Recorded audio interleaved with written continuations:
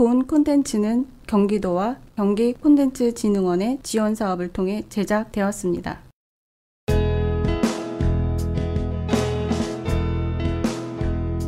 현대사회에서의 스마트폰은 정보를 얻고 소통을 하며 일을 하고 다양한 방법으로 활용할 수 있는 다재다능한 기기입니다.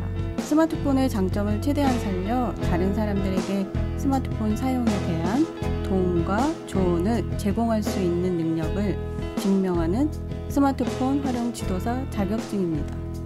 안녕하세요. 수원에서 만난 신중년들의 수다를 진행하는 윤디라고 합니다. 이번 시간에는 신중년들의 도전 스마트폰 활용 지도사 편입니다. 자격증은 어떻게 취득하는지에 대해 이야기 나눠보도록 하겠습니다. 그럼 오늘도 신중년 시간을 함께 하실 문쌤, 은자쌤을 소개해 보겠습니다. 어서 오세요.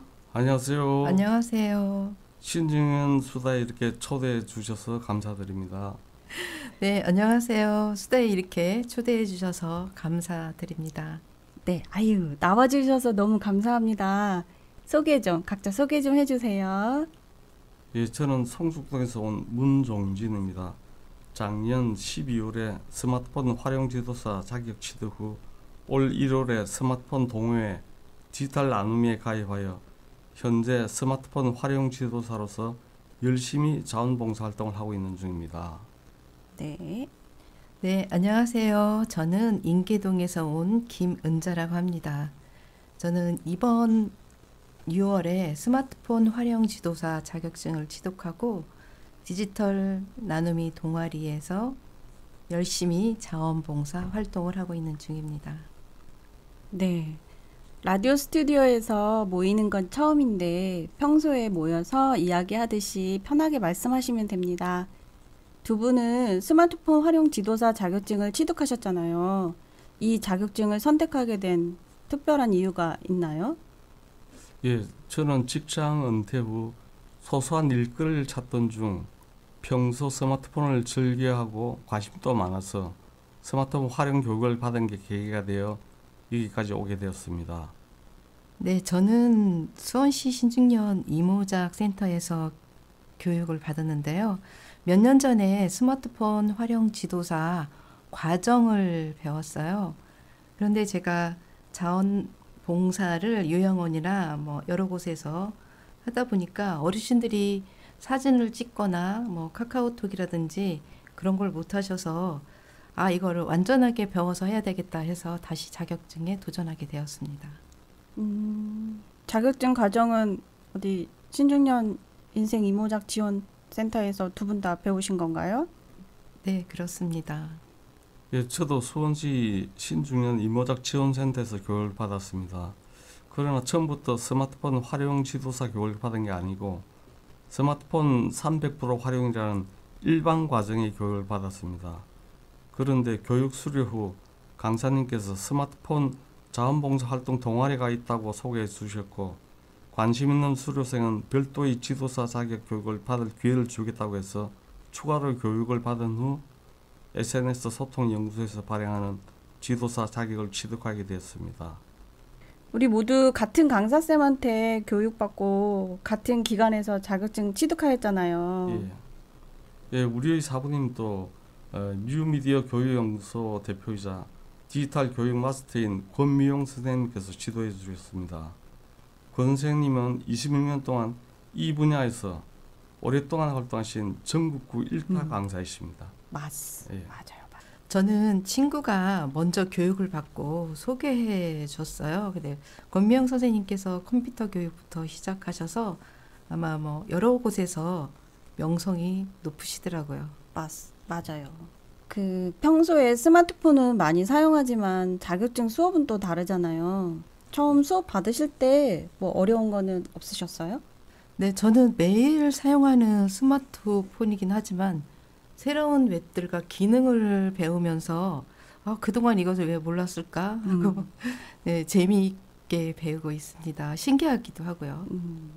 네, 저는 평소 스마트폰을 많이 사용하는 편이라 크게 어려움은 없었지만 자주 사용하지 않는 일부 기능들은 좀 생소한 부분도 있었고 익숙하지 않은 앱들도 일부 있었습니다. 예.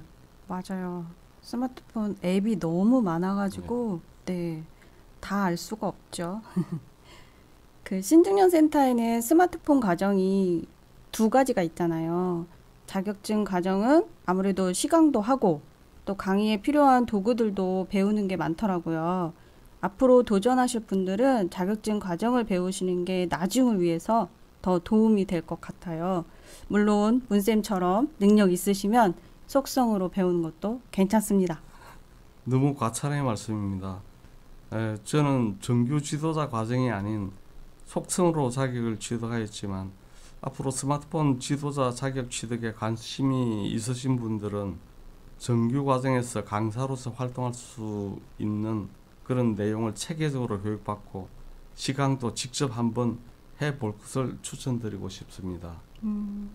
네, 저도 그 스마트폰 활용을 먼저 배웠어요. 그래서 몇 년 지나고 정규 지도사 과정을 차근차근 배우니까 참 좋더라고요. 그래서 새로 도전하실 선생님들이 계시면 처음부터 정규 지도사 과정을 추천하고 싶습니다. 은자쌤은 두 가지를 다 배워보셨으니까 아마 네, 더 네, 추천하시는 게 더 영향력이 있겠네요. 네. 그 은자쌤 그 시강하실 때 어렵지 않으셨어요? 아는 사람들 앞에서 하는 거가 더 어렵잖아요. 네, 사람들 앞에 선다는 건 언제나 떨리잖아요. 긴장되고. 그런데 이 스마트폰도 이제 처음 그 PPT 만들어서 하는 거니까 조금 많은 어려움이 있었어요. 그래서 그냥 눈을 감고 해야 되겠다. 차근차근 용기 내어서 시강했습니다. 저도 했을 때 그 같이 배우던 분들 앞에서 하려니까 왠지 더 잘해야 될 것 같고 막 그런 생각이 많이 들더라고요. 그 배운 과정 중에서 특히 자주 사용하고 계시는 또는 다른 사람들에게 꼭 알려주고 싶은 그런 기능이 있을까요? 네, 50대 이하의 젊으신 분들은 대부분 IT 문화에 익숙하여 별 문제가 없으나 어르신들은 아직 스마트폰 환경에 익숙하지 않아 많은 어려움이 있는 게 현실입니다. 그래서 스마트폰은 노인들이 가족, 친구 및 더 큰 커뮤니티와 연결 유지하는 데 중요한 도구가 될 수 있고 일상생활에서 독립성을 유지하는 데 필요합니다. 스마트폰의 다양한 기능은 사용자의 취향에 따라 호불호가 다르지만 개인적으로는 검색 기능이라고 생각합니다. 스마트폰이 컴퓨터를 대신하는 개인 비서 역할을 수행하는 데 있어서 만물박사인 스마트폰 검색 기능이야말로 가장 강력한 무기인가 아닌가 생각됩니다. 요즘은 AI 검색 기능인 챗GPT, 빙, 바드 등도 한번 사용해 보시길 권해드립니다. 네, 문 선생님께서 좋은 말씀 해주셨는데요. 저는 어르신들에게 뭐 문자 보는 법이라든지 갤러리 사진 저장하는 법, 또 카카오톡의 기능을 다양하게 사용하시도록 추천해 드리고 싶어요. 그래야지 많은 것을 사용하는 것보다 내가 중요하다고 생각하는 거를 사용할 수 있을 것 같습니다. 그쵸. 젊은 사람들은 그냥 일상적으로 쓰는 거기는 한데 어르신들은 약간 그 일상적인 부분도 못 하시는 경우가 많으니까. 그쵸. 자격증 시험은 어떠셨어요? 제가 시험 봤을 때는 막 며칠 전부터 열심히 공부하시는 그런 분도 있었거든요. 우리는 시험이 쉽다는 걸 알지만 앞으로 도전하시는 분들에게는 이런 여지는 조금 남겨야겠어요. 네네. 예, 자격증 시험은 사전 연습 문제 풀이도 중요하지만 여기에서도 검색 실력이 시험 문제를 푸는데 중요한 한 부분을 차지합니다. 빠르고 정확한 검색을 하려면 검색의 선택이 무엇보다 중요하며 이를 위해서는 많은 경험과 시행착오가 동반된다고 생각합니다. 네, 저는 강사님께서 뭐 공부하지 말라, 빨리빨리 할 수 있다, 잘할 수 있다 하셨잖아요.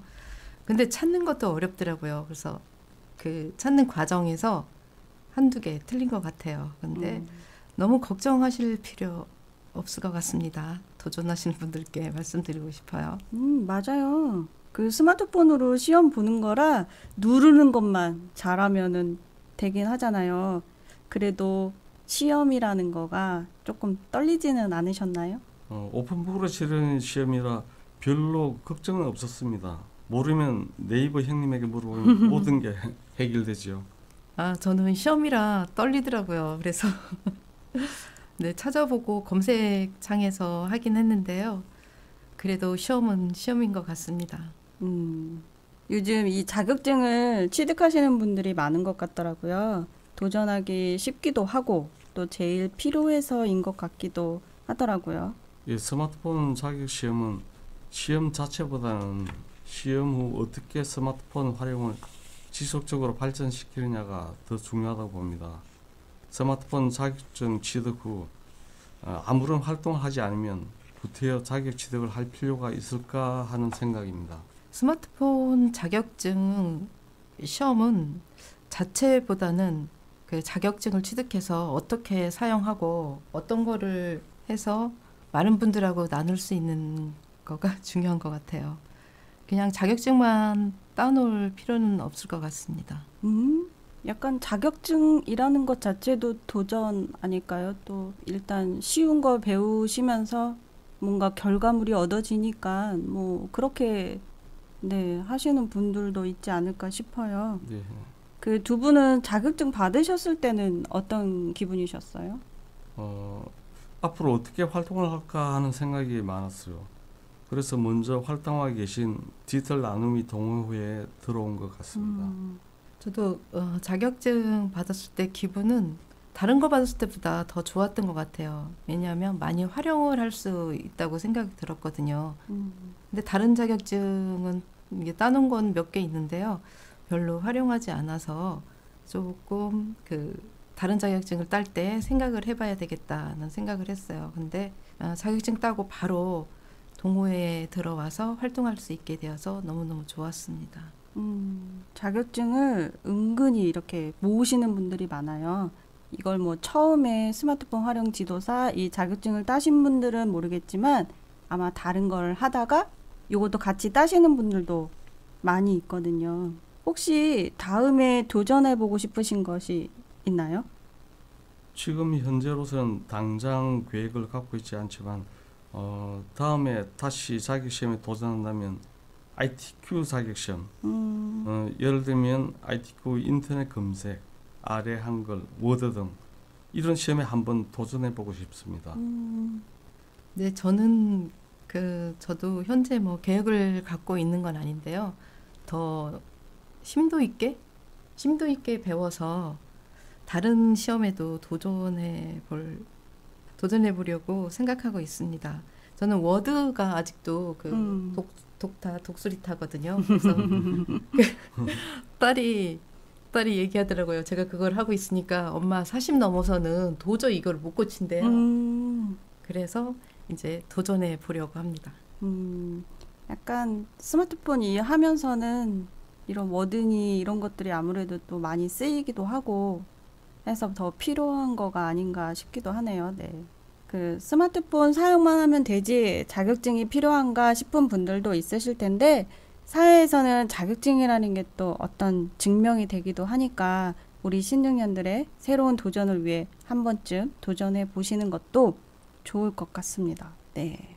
네, 일단 자격증이 있어야지 어디 활동이나 어느 곳에 가서도 자신 있게 이야기할 수 있는 것 같아요. 그래서 많은 분들이 자격증을 취득해서 많은 활동했으면 좋겠습니다.